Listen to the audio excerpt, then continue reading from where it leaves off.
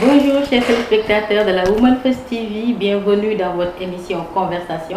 Aujourd'hui, je reçois Fatou Diouf, journaliste sportive au quotidien L'Info, et Seine Bouka, également journaliste sportive à l'agence de presse sénégalaise. Bonjour mesdames. Bonjour Dioma. Merci d'avoir accepté mon invitation. C'est un plaisir. Pouvez-vous pour les téléspectateurs revenir un tout petit peu sur vos parcours respectifs? Bon, comme vous avez dit, je m'appelle Fatou Diouf, chef de service sport à l'Info quotidien. Je suis manager de sport aussi. J'ai été aussi commissaire de match à la Ligue sénégalaise de football professionnel. Je suis aussi communicante. Je suis Seine Bouka, journaliste sportive à l'agence de presse sénégalaise. Je suis là-bas depuis 2011. Voilà. J'ai été chef de service du sport pendant près de 2 ans. Voilà. Et je suis aussi manager du sport comme Fatou. On a un parcours un peu similaire. Dites-moi, qu'est-ce qui vous a donné l'envie d'intégrer un milieu largement occupé par des hommes? Qu'est-ce que c'est venu cette envie d'être journaliste sportive? En fait, pour moi, ça date de très longtemps, depuis l'enfance. Petite, j'aimais jouer au football avec les garçons du quartier. On faisait du petit camp. Je traînais tout le temps avec eux. C'est comme ça que l'envie m'est venue. Puis à l'école primaire aussi, j'aimais les épreuves physiques. Au lycée, ça m'a poursuivi. J'ai même voulu être basketteuse, que j'ai pratiqué pendant un certain temps, mais j'ai arrêté parce que je n'avais pas de soutien de la famille. Ma mère n'était pas trop chaude à l'idée que je pratique du sport. Elle, c'était plus les études, il fallait étudier. Donc je lui laissais. À un moment, après, je me suis passionnée pour l'écriture. J'ai dit, mais attends, j'aime écrire, j'aime regarder le sport. Pourquoi ne pas allier les deux? C'est comme ça que m'est venue l'idée de faire du journalisme, mais du journalisme sportif. C'est comme ça que j'ai commencé le métier. Bien sûr, en commençant, je n'ai pas aussitôt commencé avec le sport. Je couvrais d'autres activités, je faisais la santé, l'économie, j'étais généraliste. Mais à un moment, je me suis dit qu'il fallait s'imposer. C'est ça que je vais me faire. Je vais m'imposer et essayer de faire ma carrière dans ça. Donc tu as trouvé un moyen d'allier tes deux passions. Exactement. L'écriture et le sport. Exactement. Après la longue travail, le travail était devenu un plaisir. Super. Voilà. Et vous, Madame Diouf?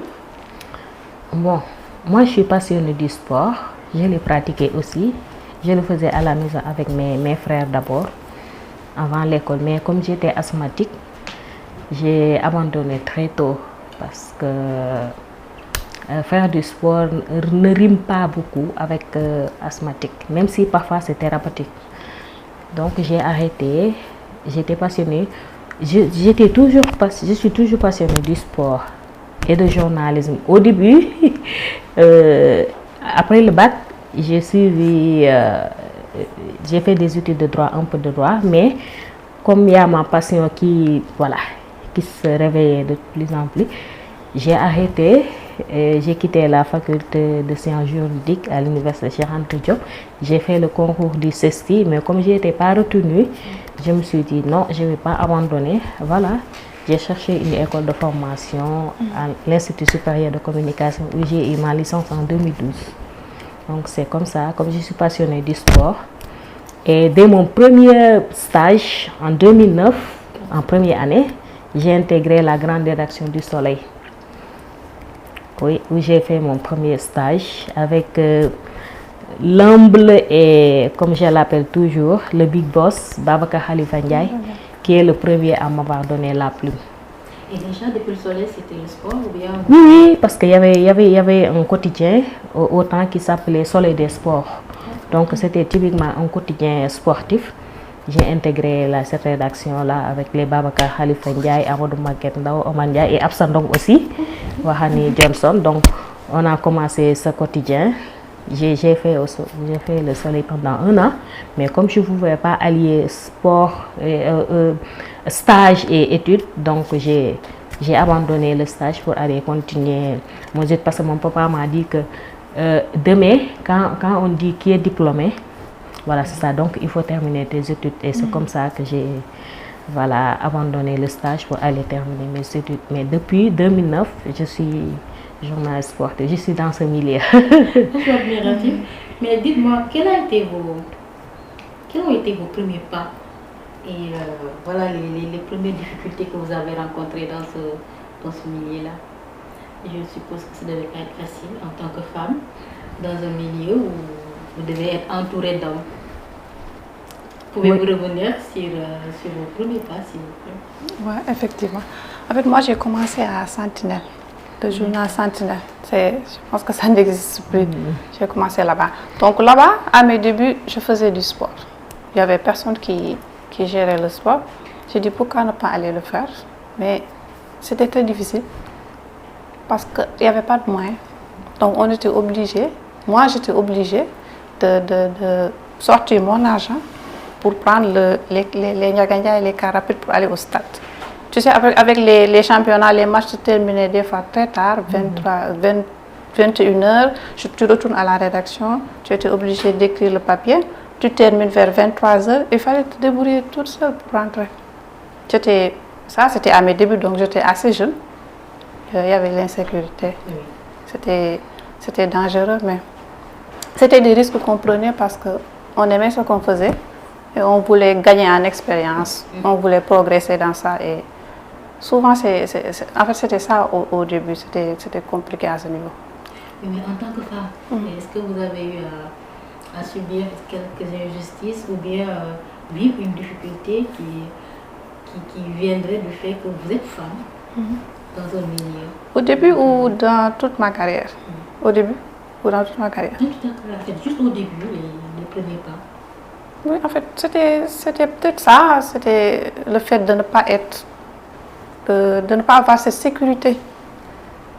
Une fois, je me rappelle, j'ai terminé à 23h mon reportage. Je suis venue dire à notre rédacteur en chef, j'ai fini, il faut que je rentre. Il me dit, moi, je n'ai pas d'argent à te donner. Si tu veux rentrer, tu n'as qu'à te débrouiller. Il faisait 23h30, minuit moins, quelque chose comme ça. Il n'y avait pas de voiture de service? Il n'y avait pas de voiture de service. Donc, c'était ce sentiment d'insécurité au début qui gênait le plus parce que la passion était là. À la maison, il y avait le soutien et tout. Donc, les difficultés, au début, c'était à ce niveau. Maintenant, si on parle d'injustice, peut-être que c'est venu un peu plus tard, parce que des injustices, en tant que femme, on a subi. Ça, c'est... Vous aussi, vous avez eu quelques difficultés au début de votre carrière en tant que journaliste? Oui, comme c'est un milieu, comme on dit, c'est un milieu d'hommes. Parfois, quand on vient en tant que femme, voilà, on ne voit pas que vous êtes journaliste sportif. On ne voit pas que c'est votre métier. On vous voit en tant que femme.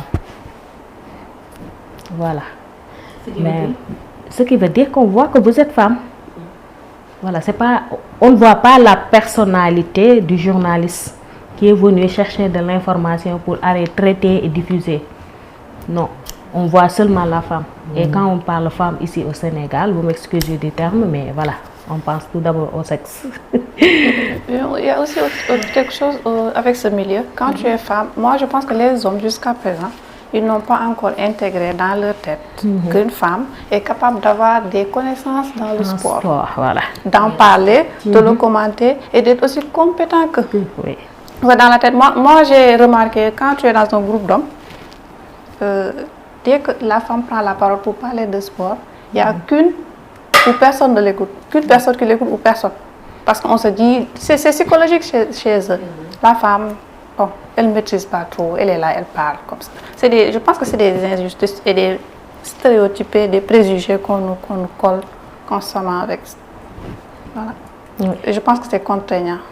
Oui, c'est comme cela, vous continuez, vous prenez la parole. Et finalement, comment vous êtes arrivé à vous imposer? Parce que je me dis, Fatou, Seynabou, vous avez commencé depuis 2011 et vous depuis 2009, donc plus de 10 ans. Malgré toutes ces difficultés-là, comment est-ce que vous avez pu tenir?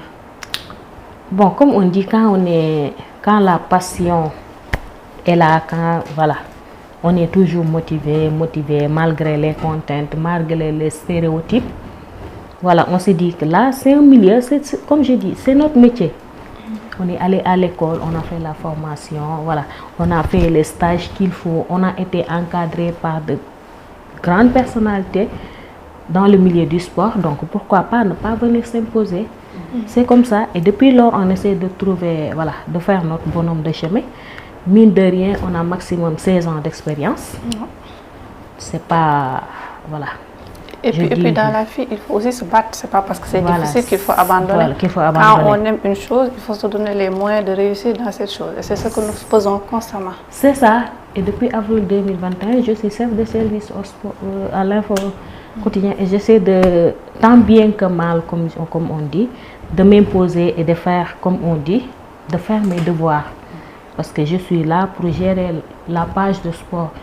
Et chaque jour, du lundi au dimanche, sauf le samedi, j'essaie de trouver des informations sportives en bonne et due forme, comme on dit, avec des personnes de source.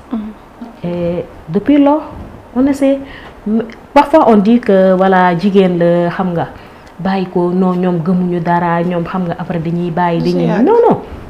On est des femmes et on a choisi ce métier. Comme l'a dit Seynabou, quand une femme parle de sport, on dit que voilà, non. On suit. Moi, pour être ancrée dans ce sport-là, je suis partie faire le management du sport, qui m'a donné une autre vision du sport. Et c'est comme ça la vie. Parce que je veux être le plus professionnel possible en donnant de l'information. Parce que yow ñi ngay jox information parfois ñoo lay gëna xam sport tay ji bo leen mënu jox ben valeur ajoutée duñ la suivre wala duñ la déglu duñ la lire. C'est ça. Donc depuis lors ñu ngi ci di gorgorlu di ki même si parfois xam nga goor ñi comme on dit on nous indexe, mais c'est pas grave, je me dis que je suis là, c'est mon métier. Et puis je dis toujours une chose, ce fait quand tu as les compétences qu'il faut, ils peuvent te combattre mais duñ la mënal dara. Oui, parce que loolu donc mooy nekk sa argument mooy nekk sa atout. waaw mën nañ wax lu ne. Mais quand tu fais ton travail et que tu le fais très bien, c'est duñ la mën a dara. Voilà. C'est pourquoi chaque fois je dis aux jeunes, il faut aller faire la formation. Voilà. Il faut s'améliorer tout le temps. Il faut renouveler ses connaissances. Voilà. C'est notre seule arme. Sinon après, quand tu n'es pas compétente, on te descend. Voilà. Vous avez tenu jusque-là. Avez-vous connu, par exemple, avez-vous été avec des journalistes qui à un moment donné ont décidé complètement d'abandonner le domaine du sport et d'aller se consacrer à autre chose? Oui, parfois parce que certains, peut-être que c'était contraignant, mais ils ont trouvé beaucoup de... Parce que une autre porte de sortie, comme on dit, parce que le journaliste aussi au Sénégal ne nourrit pas son nom. Carrément. Certains. Là, je parle plutôt des femmes journalistes. C'est ce que je dis parfois, parce que comme le journaliste ne nourrit pas son nom, parfois, quand tu trouves autre chose plus lucratif, tu abandonnes le journaliste sportif pour aller... Je connais, il y a une collègue Kumbaka, elle est partie, elle est devenue enseignante maintenant, depuis 10 ans. Elle était une grande journaliste sportive. Elle a quitté après la CAN 2017 au Gabon. Voilà, donc il y en a beaucoup. Il y a aussi une autre, Kumbadja. Elle est maintenant à l'UCAD, elle aussi, elle a quitté. Pourtant, c'est une grande journaliste sportive, elle a fait beaucoup de compétitions, elle a couvert beaucoup de compétitions. Elle est même secrétaire générale d'une fédération. Donc, pour dire que... On a commencé avec elle, quoi. Voilà. On était ensemble. D'autres arrêtent parce que c'est des obligations familiales, c'est le mariage qui ne rime pas avec nos horaires de travail. Tu es obligé d'arrêter pour peut-être faire autre chose, pour pouvoir gérer ton foyer convenablement. C'est des choses qui arrivent, ça arrive constamment. C'est un milieu contraignant, comme je le disais tout à l'heure. Tu descends, tu termines le travail à des heures exagérées. Un milieu contraignant et donc qu'est-ce qui vous fait tenir plus de 10 ans dans le métier? C'est difficile, plein de misogynie, contraignant. Et vous tenez. On l'avait dit, oui, on l'a dit et on va répéter, c'est la passion. La passion. La passion. Oui, c'est la passion. Les découvertes parce qu'avec le sport, quand même, on a eu à voyager assez souvent. Voilà. Les découvertes, il n'y a que ça en fait, les connaissances, les personnes ressources, les voyages. Voilà, on parle de sport, journaliste sportif. Est-ce que vous êtes spécialisé, est-ce que vous êtes spécialisé en sport? Foot, basket, natation, ou bien vous faites le sport dans son ensemble? Ça nous fait rire, parce qu'on se le dit tout le temps. Je dis qu'il n'y a qu'au Sénégal que tu vas un journaliste qui couvre le basket, qui couvre le football, qui couvre le handball, alors que c'est différent ailleurs. Et vous le faites à l'aise? Comme ça, vous connaissez les règles. Vous y Oui, allez, on est obligé. Parce que tu ne peux pas obligé. parler d'une chose que tu ne maîtrises pas. On est obligé. Donc on est des généralistes. Des journalistes en sport, en fait. Oui, Voilà. mais au fond, tu as toujours ton sport préféré. Voilà. Et Ça. bon, maintenant, je saute sur l'occasion pour vous le demander. D'abord, à Fatou, quel est ton sport préféré? Un sport que tu peux vraiment les yeux fermés sans pour autant stresser. Et, bon, comme on dit, hein, il y a le foot et le basket. Le foot et le basket. Oui. Et ton équipe préférée alors? Ici au Ton équipe Sénégal, préférée? Dans le monde. bon, je suis barcelonaise. Les Barcelonais.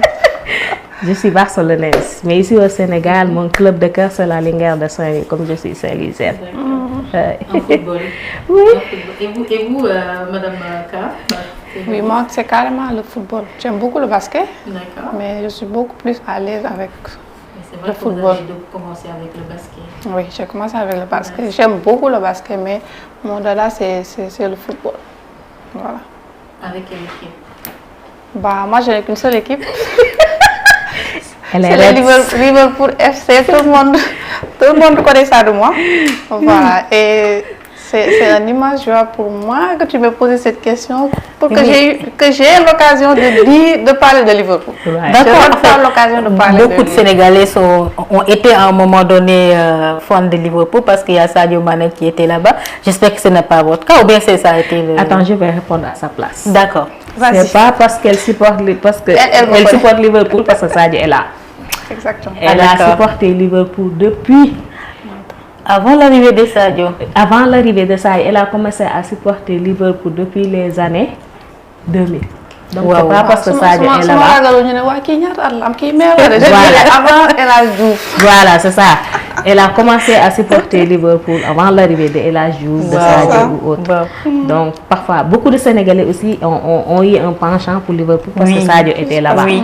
Mais elle a commencé à supporter Liverpool depuis. Bien Ouais. Ah, d'accord. Maintenant, on va parler un peu de la place des femmes. Je voulais un peu que vous reveniez sur la représentativité des femmes des femmes sénégalaises. Selon vous, est-ce que les sportifs sénégalaises bénéficient d'une couverture médiatique par rapport à leurs homologues hommes? Bon, pas beaucoup parce que, comme on dit, le football au début était masculin. Même si depuis quelques années, les instances sportives comme la FIFA, la CAF font des efforts avec la promotion des équipes féminines.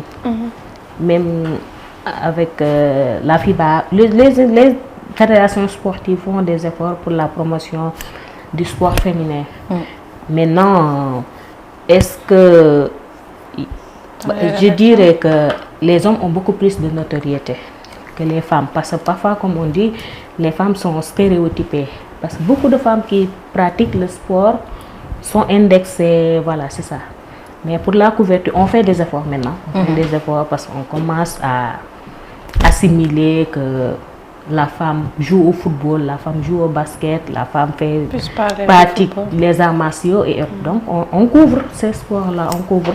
Je vous donne un exemple. Hier, il y avait, parce que le Sénégal a accueilli les premiers championnats d'Afrique de football skating ou football de patinage, dont la présidente de la confédération est Madame Awana Fall.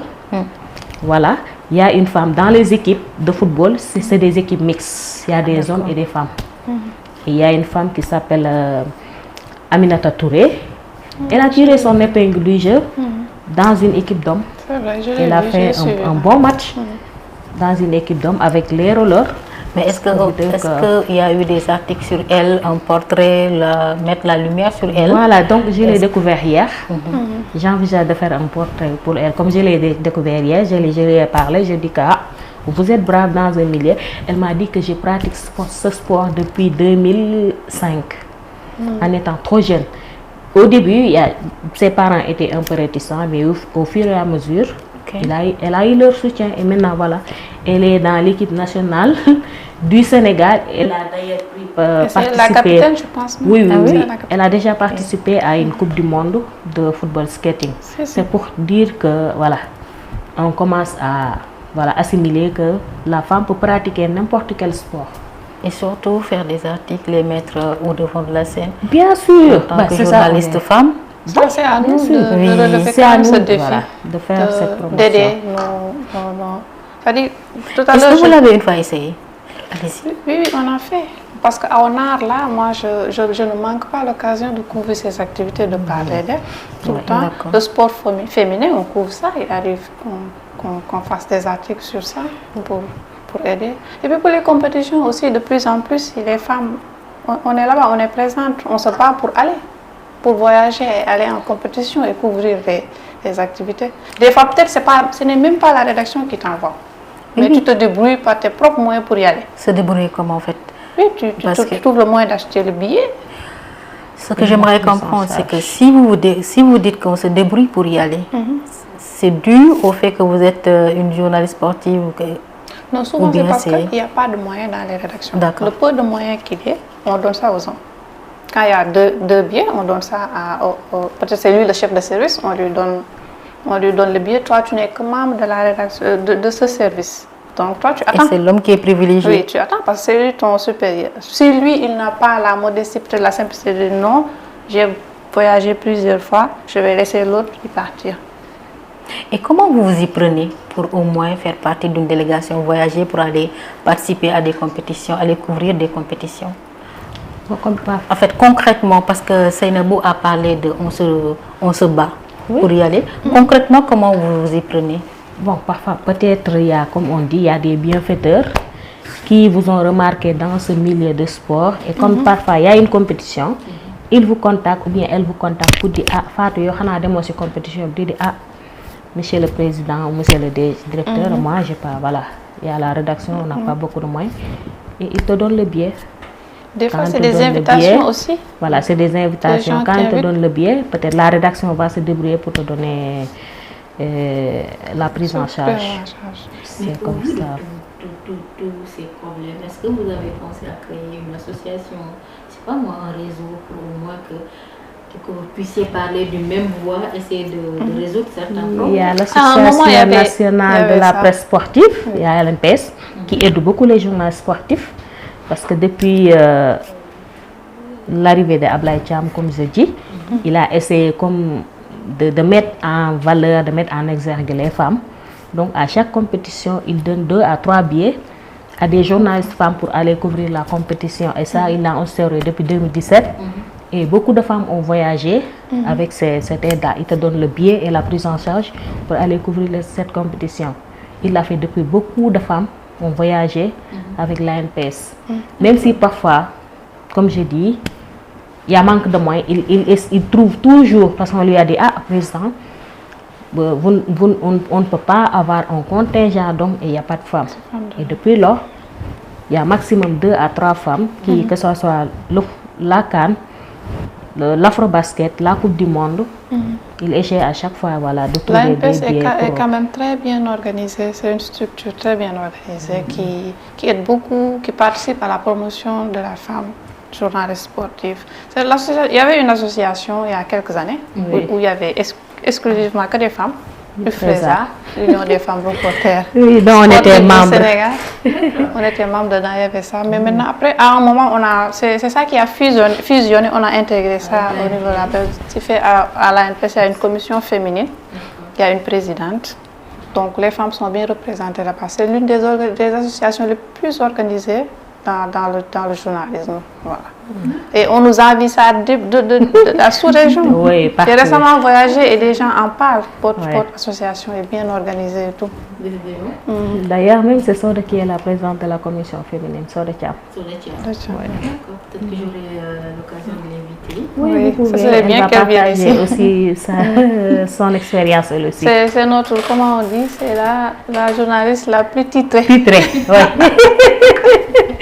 Parce qu'elle a fait le football, le basket, le beach soccer.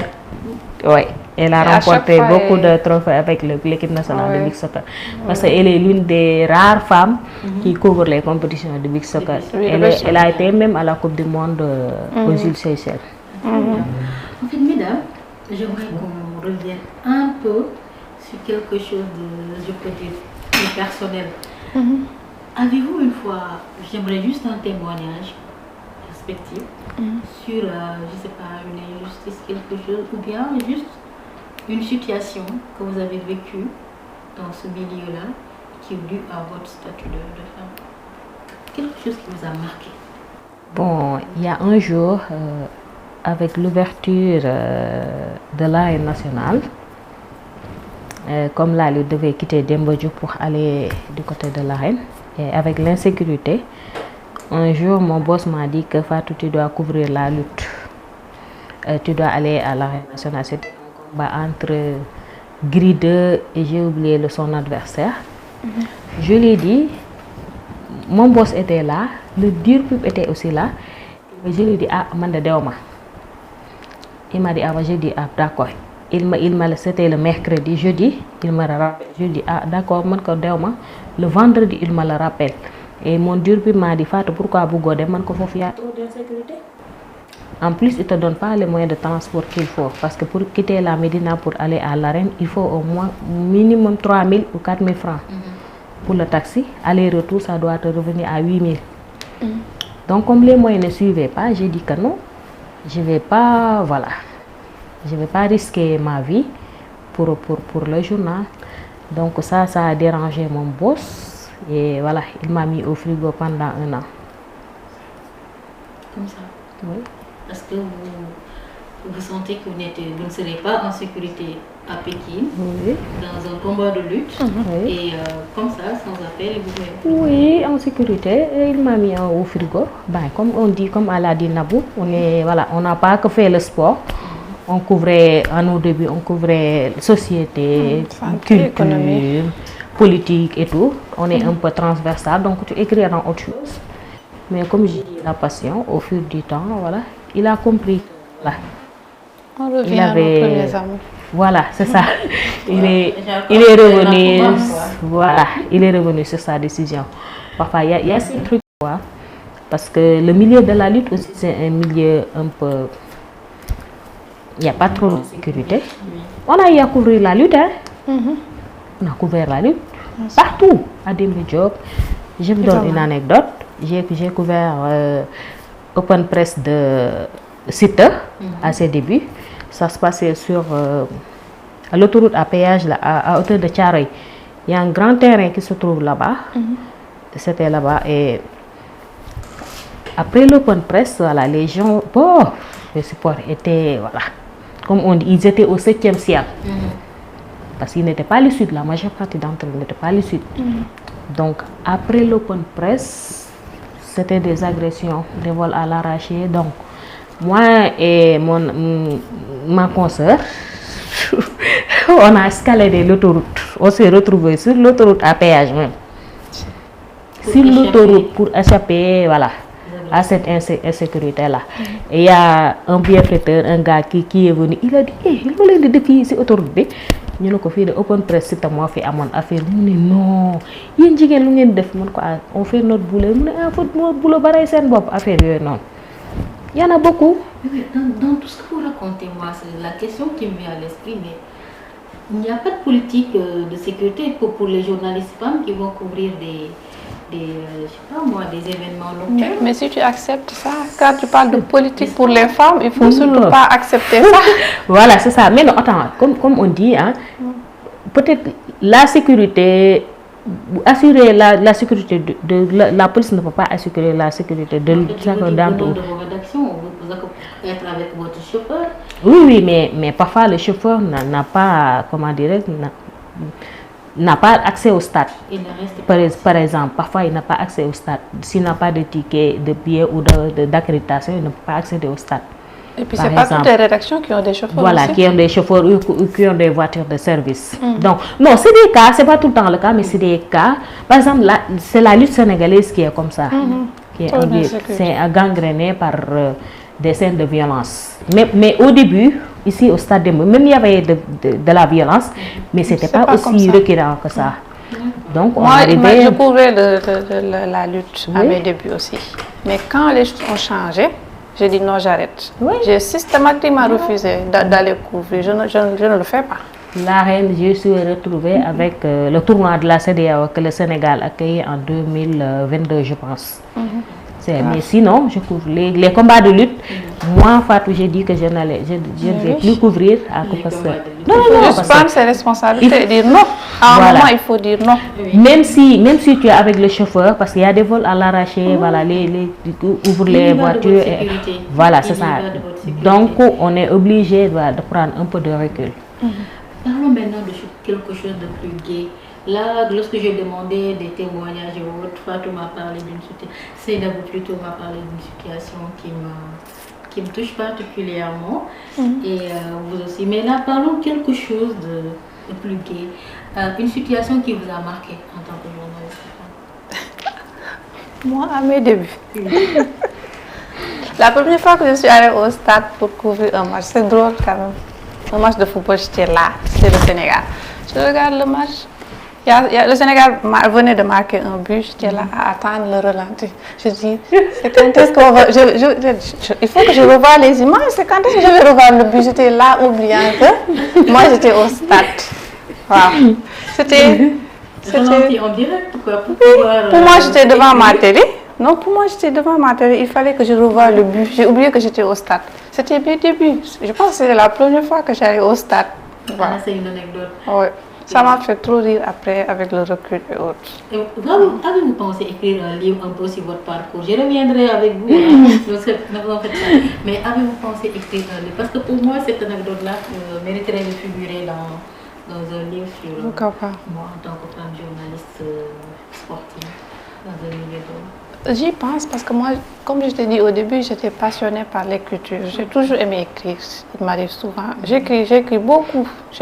Donc, je garde quelque part ce projet d'écrire un livre, de revenir sur mon expérience, en tout cas, sur ce que j'ai vécu. Comme ça, on sera au premier loge. Inch'Allah. Et Fatou, quel est le souvenir qui vous a le plus marqué? Là, je parle d'un souvenir agréable, quelque chose qui t'a agréablement marqué. Bon. Je vais parler de mes débuts d'abord avant de parler de leurs souvenirs. Et comme l'a dit Nabou, mon premier fois au soleil, je suis arrivée. Il y a mon frère qui est aux États-Unis qui m'avait donné des All-Stars, comme j'aime les baskets. Aujourd'hui, je suis en basket. Des All-Stars rose bonbons. Wow. Ouais, j'étais tellement sapée, jean toute neuve. J'arrive au soleil et c'était mon premier jour à la rédaction. Hein? Et Babacar Khalifa Ndiaye me dit, Khalifa Ndiaye, je vais stade Amadou Bari Guédiawaye jamono yooyu da doon taa stade bi par force booy dugg ci stade bi da ngay xuus ak latérite bi.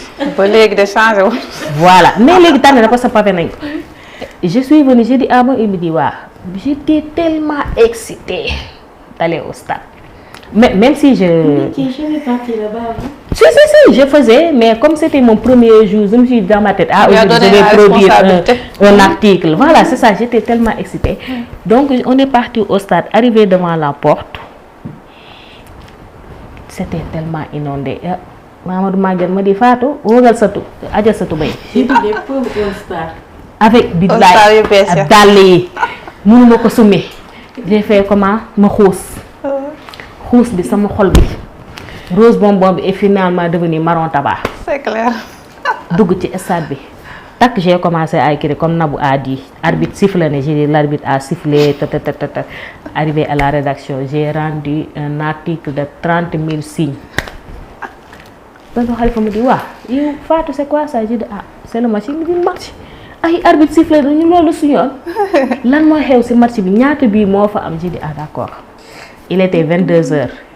Il a appuyé sur échappe, tap, et l'article a sauté. Il m'a dit, va réécrire. J'étais en train de réécrire. C'est une bonne manière de... Voilà. J'ai beaucoup appris à ses côtés. C'est cette formation qui nous manque en fait maintenant. Voilà. C'est rigueur. Et ça là, ça m'a vraiment... J'en ris jusqu'à présent. Hein? Comme si... Si moi je c'est mon premier article. Et voilà, ça nous a forgé. On va redevenir, on va être beaucoup plus. Deuxième souvenir, c'est la CAN 2022. Le match s'est déroulé. La finale? Oui, la finale. Déroulé. Jusqu'au moment où on est allé sur le penalty. J'ai dit, je n'avais plus à écrire. J'ai fermé ma machine. J'avais 2 téléphones. Et vous devez couvrir, vous couvrez. Oui, on doit couvrir. Mais là, on était tous stressés. Je dis, tous les journalistes étaient stressés. Il y a Aaron qui était là-bas aussi avec ses gars. J'ai posé mon téléphone comme ça, j'ai fermé la machine et tout. Il m'a regardé, il m'a dit, j'ai dit, c'est lui-même qui a rangé mes trucs, hein, la machine et les téléphones. J'étais là, je regardais comme ça, mais je ne savais pas que... En fait, je n'étais pas là. Je suis là physiquement, mais émotionnellement, moralement, je ne suis pas là. Voilà. Et quand Bouna Sarr a raté le penalty, je sentais quelque chose de chaud qui... Voilà. Voilà. Et Aaron m'a dit, qu'est-ce que tu passes comme ça? J'ai dit, ah bon, qu'est-ce qu'il y a? Je regardé comme ça, j'ai ouvert le grand mise. Il me dit, assieds-toi. Je suis assis. Je ne savais même pas que le Sénégal a remporté la coupe. Ah oui. J'étais évanouie. Tu t'es évanouie. Tu n'étais pas la seule, hein? Il y avait beaucoup qui s'étaient évanouis. Il y avait beaucoup, on était beaucoup, on était 4. Attends, qui était évanouie? 4. C'était évanoui plutôt. Il y a la première, c'était Nafi, mais elle s'est réveillée entre-temps. Toutes des femmes, hein? Oui. Non, les hommes ont pleuré, hein? Ils n'ont pas évanoui, mais ils ont pleuré. Ils ne sont pas évanouis, mais ils ont pleuré. Voilà. C'est indescriptible. Il y avait Soda qui est tombé, qui a fait tomber sur les escaliers. Il y avait Koumbadia et il y avait Fatkine. Et moi. Et en bas du stade de Olembe, on était là comme ça, alignés sur des civières. Le ministre des Sports était là, Matarba Ablaïche. Il dit, waouh, Léla Lani. Ali Cissé est venu, il a dit, ouais, mais qu'est-ce qui se passe comme ça? Ils étaient tous étonnés, surpris, voilà. De vous voir allongé. On a passé la nuit à l'hôpital. Et ce qui m'a le plus surpris, on nous avait administré des tranquillisants. Les autres ont dormi, mais moi jusqu'à présent, je suis restée 72 heures sans dormir. Sacrée Coupe d'Afrique. Ouais. Sacré souvenir. On va revenir sur un autre domaine. Les opportunités et les carrières dans ce milieu-là. Estimez-vous que vous êtes au même pied d'égalité que les hommes? Ça, je pense qu'on a presque répondu à cette question. Ce n'est jamais pareil. C'est tout le temps les hommes qui sont privilégiés pour les postes de responsabilité, parce que ça revient toujours, les femmes, elles ne sont pas compétentes, elles vont s'arrêter, ça ne va pas durer. C'est tout le temps ces préjugés qui nous bloquent en fait. Donc, et vous pensez que vous en êtes victime là actuellement? C'est vrai que vous m'avez parlé de votre situation, mais... Bon, parfois. Maintenant, même si les choses commencent à bouger un peu, parce que certains hommes sont conscients que ces femmes-là ont de l'expérience, elles ont quelque chose dans la tête. Donc, elles peuvent apporter leur pierre à l'édifice. Maintenant, les choses commencent à bouger. Parce que quand on trouve une femme directrice de publication, en l'occurrence Big et Bob, c'est pas donné à n'importe qui. Enquête. Une femme, voilà, avec enquête, une femme chef de service sport, voilà, les choses commencent à bouger, même si ça reste beaucoup à faire, ils commencent à céder un peu la place. Mais moi, je dis que j'attends pas comme c'est la place, je vais la chercher. Moi, quand même, je dis que des fois, quand l'envie de me vanter de ça me vient, je dis je suis l'une peut-être des premières femmes chefs de service sport d'agence de la sous-région. Si je ne suis la première, si je ne suis pas la première. Donc, voilà. Des fois, je me glorifie de ça. Mais il y a de quoi, parce que je donne aussi un exemple. On était à Kigali. Afrobasket féminin 2023. Comme elle a dit, elle travaille jusqu'à 4 h du matin. Et avec le décalage horaire, on n'arrive pas à dormir parce qu'on se couche à 4 h. Et Maktak, il est 6 h. Hein? C'est ça. C'était pire à la CAN. C'était pire à la CAN, voilà. Bon, tu es obligé parce que tu es là pour un but bien déterminé, c'est-à-dire tu es là pour couvrir la compétition. Par n'importe quel moyen, même si tu es malade, il faut écrire. L'astuce, c'est quand on te donne l'opportunité de ne pas rater cette opportunité, de faire les choses et de les faire très bien, Très bien. pour qu'il n'y ait rien à redire. Voilà. Toutes les couvertures que nous avons eu à couvrir, je pense que c'était impeccable. Oui, c'est ça. Ouais. On a donné le maximum de ce qu'on pouvait donner et ça passait. On arrive presque à la fin de cette édition, mais il me reste une toute dernière question. Déjà Quel changement aimeriez-vous constater, voir dans le journalisme sportif? Les changements sont en bonne voie, je pense. Tout ce qu'il faudrait, c'est que nous, les femmes, qu'on aille plus se former. Qu'on aille plus se former. Fatou a dit quelque chose d'intéressant. Je n'attends pas qu'on me donne les responsabilités. Moi, je vais chercher ça. Maintenant, pour aller chercher ces responsabilités, il faut avoir quelque chose à dire. Il faut avoir cette capacité d'aller le faire. C'est juste ça. Mais sinon, au Sénégal, comparé aux 10 dernières années, beaucoup de choses ont changé. Il y a plus de femmes dans le métier et elles se débrouillent pas mal. D'accord. Le président Christophe. Oui, comme l'a dit Nabou. Parce que, comme j'ai dit tout à l'heure, on informe des gens qui ont peut-être beaucoup plus de connaissances dans ce domaine. Donc, pour leur apporter un plus, il faut aller côtoyer, comme je dis, des gens expérimentés ou bien aller faire des formations pour avoir un plus.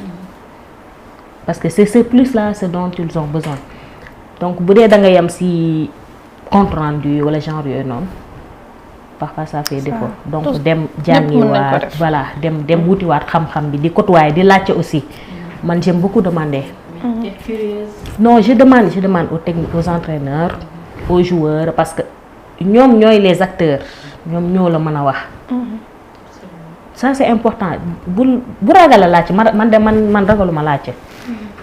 Parce que li may wax chaque jour, même bi may def sama formation en management du sport, damay ñëw ci prof bi ma ne ko lii bu dee nii lañ ko defee wala nii la amee wala nii wala genre yooyu noonu affaire yooyu parce que tey bu dee da nga bëgg a informer nit ki peut-être moom il est avec les smartphones là ils sont beaucoup plus informés, c'est à la seconde avec Twitter, Instagram et autres, c'est à la seconde que tu reçois l'information en même temps que tout le monde. Maintenant plus bi ngay apporter mooy le technicien bi lay wax lii nii la war a demee wala nii lañ ko defee wala nii, c'est ce dont ils ont besoin. Et on sait que le public sénégalais est très exigeant. Voilà, trop exigeant. Et donc, il faut être à la hauteur pour parler. Ils suivent le sport. Parce que parfois nga toog nii ci mbedd, parfois nga toog nii di waxtaan ak ay nit, mais dañ lay wax loo xam ne yow peut-être duma ne xamoon nga ko, ignorer nga ko quoi, xam nga ko mais xamoo woon ni ñoom xam nañ ko. C'est ça. On arrive au terme de cette émission conversation que j'aurais vraiment aimé continuer, mais nous sommes tenus par le temps. Merci Seydou Bouka, journaliste sportif à l'agence de presse sénégalaise. Merci d'avoir accepté notre invitation. Ça a été un plaisir. Partagé. Fatou Diouf, journaliste au quotidien L'Info. Merci également d'avoir accepté notre invitation. Merci Dioma, c'est un plaisir. Quant à vous, chers téléspectateurs, je vous donne rendez-vous dans 15 jours pour une autre émission Conversation avec d'autres femmes battantes. D'ici là, portez-vous bien.